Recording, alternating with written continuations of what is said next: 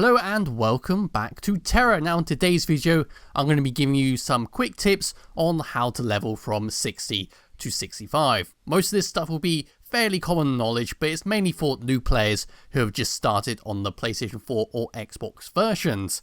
Now if you can't be bothered to watch the entire video, I'll sum it up for you very quickly now.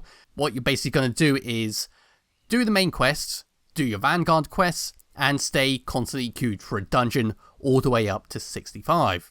Now with that out of the way, I'll start going into some more details. So when you hit 65, the first thing you're going to notice is you're going to need to have a lot more experience in order to level up, which ultimately forces you into the new quest chain to reach level 65. Now one of the problems with this quest chain is it doesn't always give you enough experience to reach the next level and continue on questing. There's even a point that if you don't do anything extra while leveling, you'll end up being level 64, about 30% of the way through it, and you're out of quests, leaving you just to sit in Highwatch and queue dungeons. So using these little tips I'm going to give you, hopefully you can get there without having to sit around and wait for dungeon queues in order to reach max level and continue on with endgame. So first things first, when you hit level 60, you're going to be put into a little scenario on an airship, and then you'll be plopped down into this little lake over here.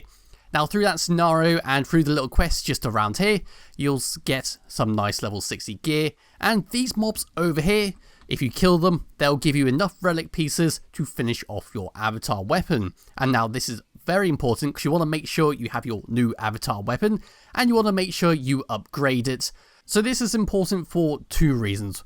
One, it allows you to unlock the dungeons, so you can now queue for the Sabex Armory. Hopefully I'm saying that correctly. And two, it means you'll be able to help in that dungeon and won't do absolutely atrocious DPS. So when you're here, you've got your avatar weapon, you've upgraded it, and now you're queuing for dungeons. So you want to just continue on through this zone, completing vanguards where it's possible when you're not going completely out the way to do them. Make sure they are giving a big chunk of experience, and you avoid doing the vanguard quests which only award gold or little items and not much experience. So an example of this would be you get a quest around here to kill about 15 of these little gorilla type people over here, but for a vanguard quest you're required to kill 25, so you might as well just finish off the vanguard quest before moving on. As for that, it's mainly just rinse and repeat. You're going to queue for dungeons at all times. Basically you go into a dungeon, complete it, as soon as you're out, re-queue for the dungeon and continue on questing. When you first get into a dungeon, what I will say is if you have one of these experience boosters, you usually get them from leveling up. They give about 50% more experience, and I think one of them gives 100% more experience. Wait until your group starts moving before you pop it. That is simply for the reason that sometimes the group will fall apart even after you just got into the dungeon. So it's a good idea to wait until everyone's moving and actually actively participating in the dungeon before using it in order to maximize your experience out of it. So for a general rule of thumb of what level you should be to kind of avoid having to grind at max level without any quests is when you're in Savage Reach, you want to make sure you're at least level 61 and a good chunk of the way through. You could even reach level 62 if you're a healer or a tank, because you'll have a lot more dungeon queue pops than if you're a DPS. After Spring Valley, you want to be at least level 63 or very close to it before moving to Highwatch.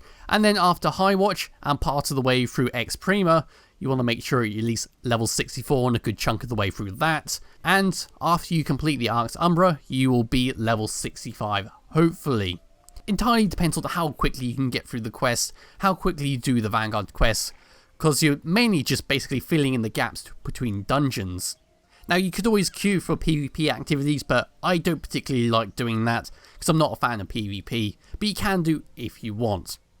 So that is it for this video. I hope it is helpful. Yes, I know what I've just said is fairly obvious to those who have played this game before, but if you're a new player, it will help you alleviate any form of like massive grind at the end or just AFKing waiting for dungeon pops because you ran out of quests to do, etc, etc. So thank you all for watching. I'll be back with another video some point soon.